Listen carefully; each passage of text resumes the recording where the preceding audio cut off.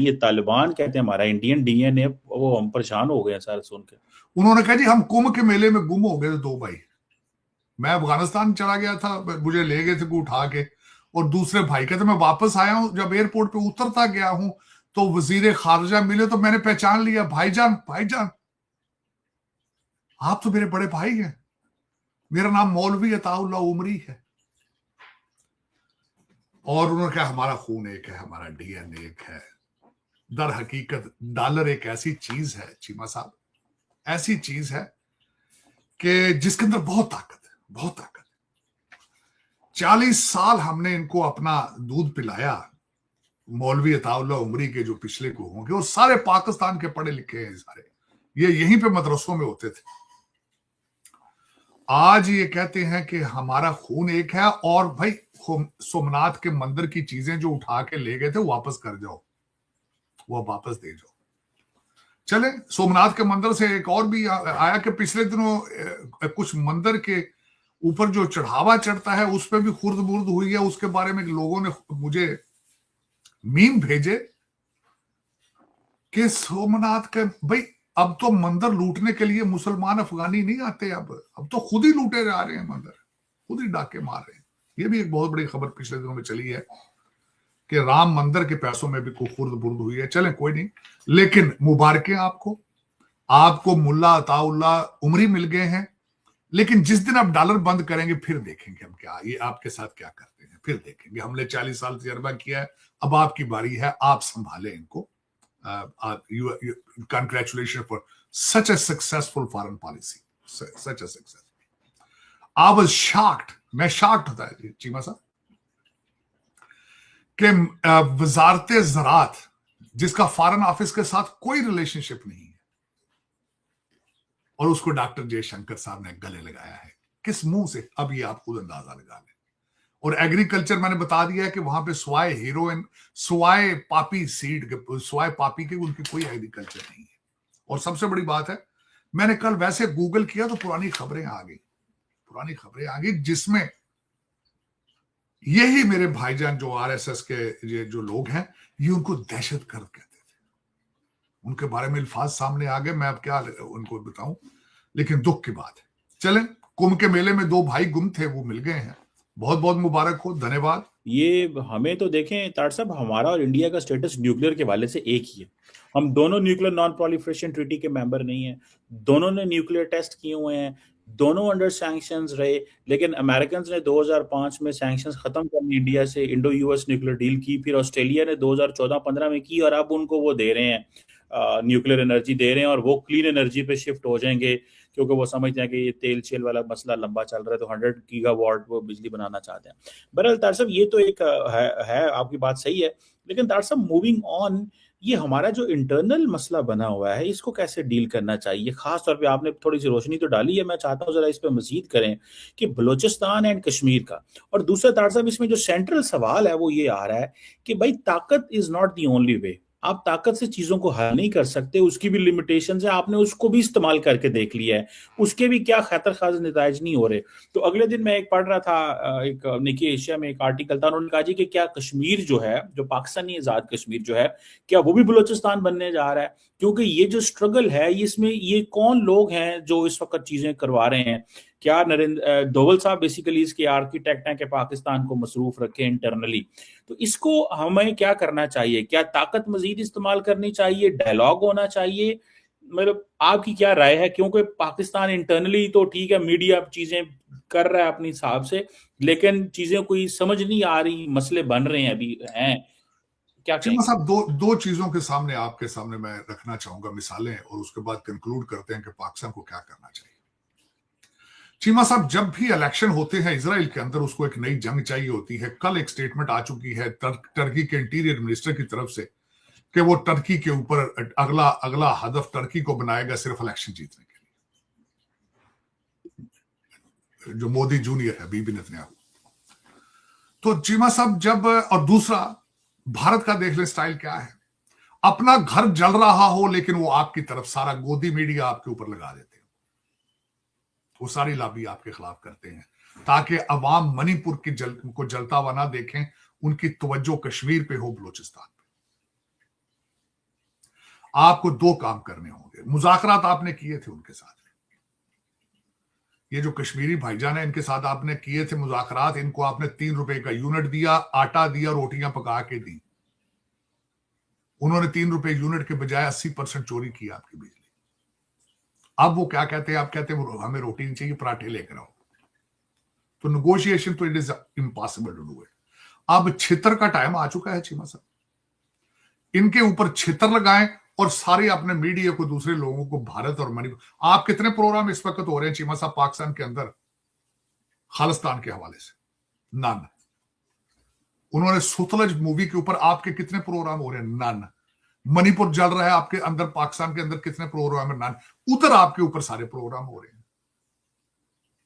देखे ना, वो अपनी खराबी को छुपाने के लिए आप पर तवज्जो देते हैं, अवाम की तवज्जो आपकी तरफ करते हैं। आप भी कुछ सीखेंगे। दूसरा, मेरे एक भाईजान ने वहां से कहा था, हमने वहां से एसेट्स रखे हुए हैं, उन एसेट्स को आप एक्टिवेट करें। ये ओपन चैलेंज था कि उनके एसेट्स मौजूद है पाकिस्तान के अंदर।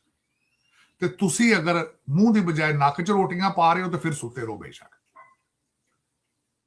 लर्न करें इन चीजों से, क्योंकि दोनों, अब देखें इजराइल और भारत की, अब वो माँ बाप बन गए। एक बाप कहता है, एक कहता हूं मैं माँ। इनसे लर्न करें, इनसे लर्न करें।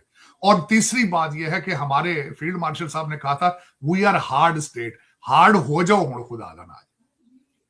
टाइम हैज कम अप कि you have to show it कि यू आर हार्ड स्टेट। और हार्ड स्टेट के अंदर इस तरह की ये इस तरह के लतीफे नहीं होते चीमा साहब। इन लोगों को, आवारा लोगों को बहनोई नहीं बनाते आप। ये भणूजे साले भणूजे की गेम खत्म करो खुदा दा नाज। देखे, मैं हैरान हूं चीमा साहब, आज से एक हफ्ता पहले आपकी सबसे बड़ी खबर क्या थी? डार साहब के दोते की, जिसने वो लड़कियों वाला केस था। कोई तीसरी खबर ही नहीं। स्वाद लै रहे सन सारे, उन्हें कुड़ियां दी फोटो वेख रहे ने, उन्हें नाल की होया, किन्ने फड़िया, की नहीं कीता। टोटल ए साडा लौंडा लपाड़ा ग्रुप है, टोटल उसदे कैपिटलाइज कर रहे सन टोटल। फिर उस तो बाद यही बच्चे जिहड़े उठ के, ए आवारा बच्चे जिहड़े जिन्हां दा साईं वारस कोई नहीं, फिर पिंडी रिंग रोड पर चक्कर लगाते रहे। तो चीमा साहब, अगर आप हार्ड स्टेट हैं तो खुदारा 14 नंबर का छितर निकालें और उसको गीला कर करके मारे, और सूखा ना मारना। ये कौम छितर दी जे, ये छितर दे यार जे। तेल ला के नाल के सिर्फ पानी से नहीं तरसा।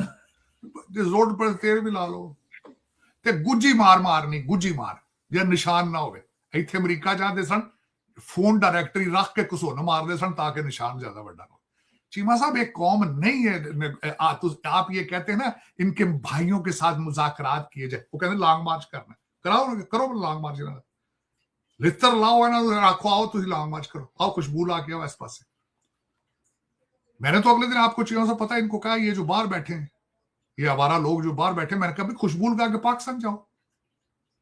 यहां सारा दिन बैठ के 5th जनरेशन वार करते हो पाकिस्तान के खिलाफ, भारत की प्रॉक्सी बन चुके हो, शर्म करो कुछ।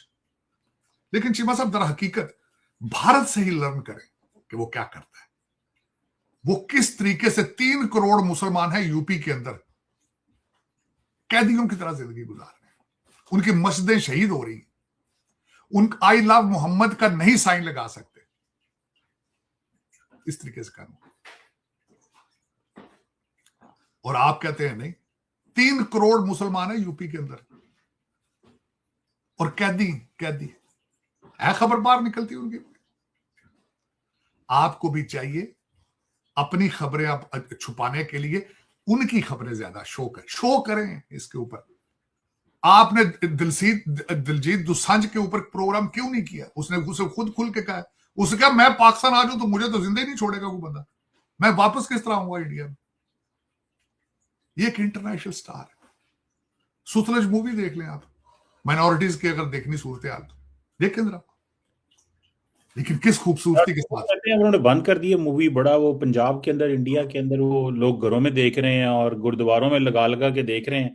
वो कह रहे हैं हमारी स्टोरी थी। 25,000 बच्चा मारा गया था, 25,000 वहां पे सिखों, लहरें सुर्ख हो गई थी चीमा साहब, ये हालत। और ये दुनिया का कहते हैं, ये विश्व गुरु है, और ये मैं अफसोस के साथ कहूंगा, दिस इज नॉट द सनातन धर्म, दिस इज नॉट हिंदुइज्म। दुनिया का कोई भी मजहब चीमा साहब अगर ये है तो मैं कहता हूं तुम्हें नए मजहब की जरूरत है, चाहे कोई भी। मैं तो वायलेंस के खिलाफ हूं। हर बच्चा दुनिया के अंदर एक वैल्यूएबल बच्चा है अपनी मां के लिए, खुदा के लिए ये ना करो। तो 25,000 सिखों को मारना फिर चीमा साहब, तो उसके ऊपर तोस भी नहीं लगी, गल ही नहीं। Everything is normal, everything is normal, how dare you do. परेशान साढ़े वास्ते बलोचिस्तान परेशान। जय हिंद दोस्तों, स्वागत है आप सभी का हमारे चैनल पर। आप देख रहे हैं इंडिया वेब न्यूज। साजिद तरार को आपने सुना किस तरह से ये जहर उगल रहा है।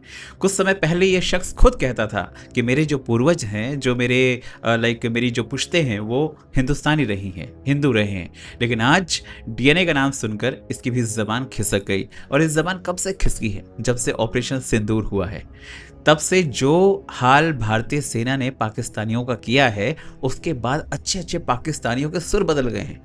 उनको लगता है कि भाई अपने देश के लिए बोलना पड़ेगा। बोलो यार, लेकिन अपनी बातों से मुकर क्यों रहे हो? कल तक आप अपने जो पूर्वजों को बोलते थे कि मेरे जो पूर्वज हैं वो हिंदू रहे हैं, और आज आप डीएनए की बात सुनकर आप ये बोल रहे हैं कि कुंभ के मेले में 2 यार बिछुड़ गए थे, है ना? तो ये तो जाहिर सी बात है, दोगलापन है। और दोगलापंथी में साजिद तरार ने बहुत बड़ी भूमिका निभाई है। बहुत सारे चाहने वाले साजिद तरार के हमारे देश में हैं, लेकिन मुझे लगता है कि शायद उन्होंने जब ये चेहरा देखा साजिद तरार का, तो उसके बाद में वो भी हैरान रह गए हैं कि भाई ये शख्स कल जिस तरह से बातें करता था, आज किस तरह से बातें कर रहा है। वहीं पर सनातन धर्म की बात कर रहे हैं। सनातन धर्म के बारे में आपको क्या पता? आपको सनातन धर्म के बारे में क्या पता भाई?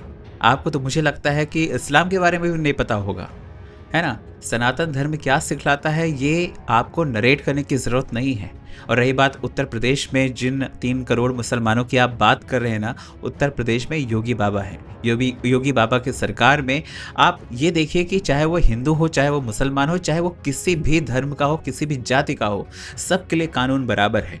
और जितना बीजेपी गवर्नमेंट में मुसलमानों को लाभ मिला है, जितनी सुविधाएं मुसलमानों को बीजेपी गवर्नमेंट में मिल रही हैं, शायद ही किसी और सरकार में मिली होंगी। हर जो भी सरकार आई है, चाहे वो कांग्रेस हो, चाहे उत्तर प्रदेश में समाजवादी पार्टी की सरकार रही हो, सबने मुसलमानों को इस्तेमाल किया है, मात्र इस्तेमाल किया है।